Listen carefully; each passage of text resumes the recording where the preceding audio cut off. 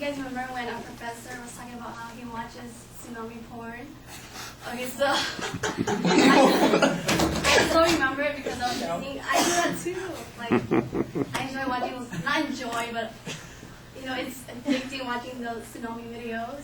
So today I will be discussing what is a tsunami, what should you do if a tsunami is coming your way, and then one of the deadliest tsunami that was ever recorded.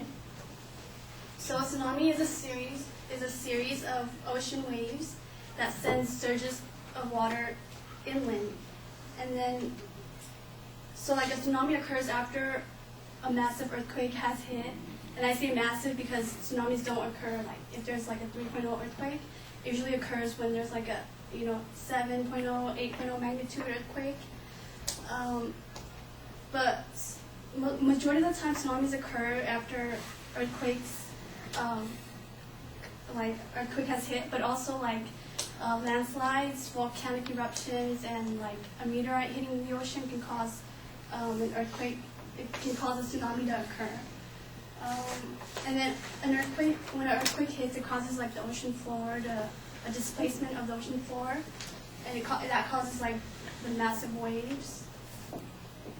And tsunamis can be very long, about 60 miles long, and tsunami is a Japanese word, and it means harbor wave.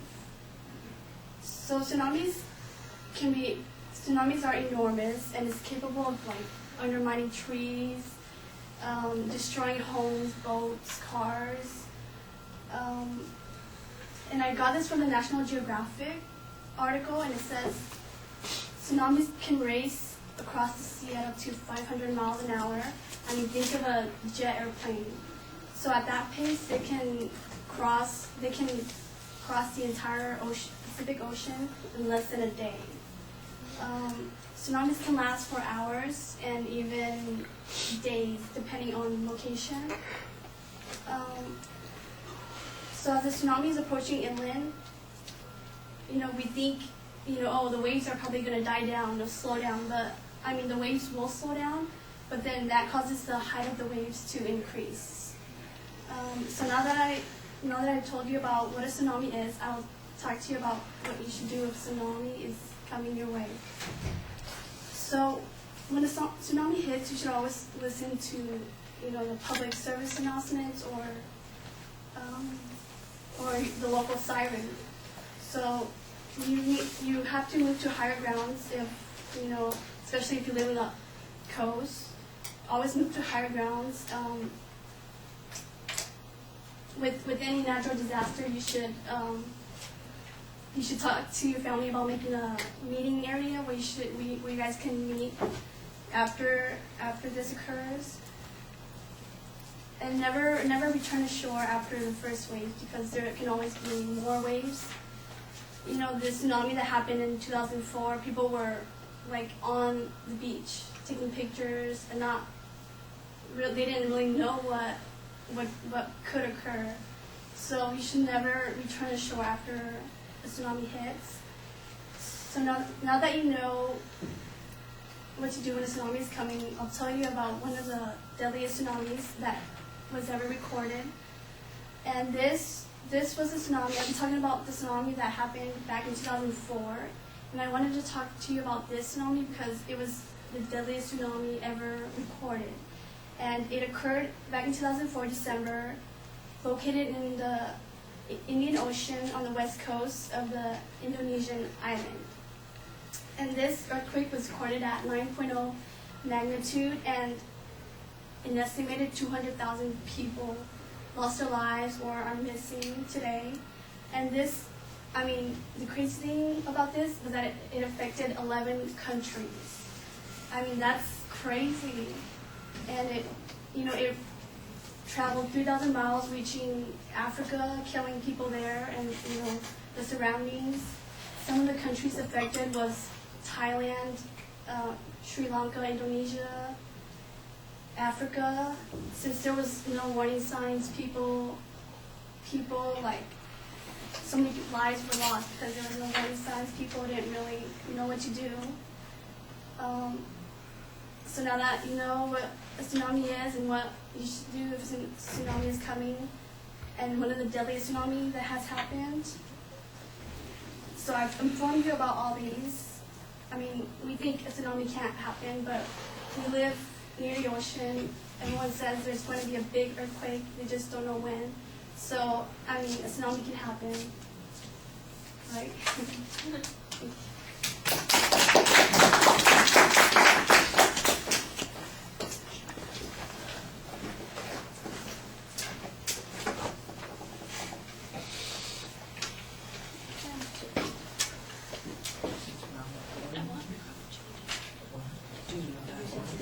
Yeah, he's on the red robin. He's on red robin now.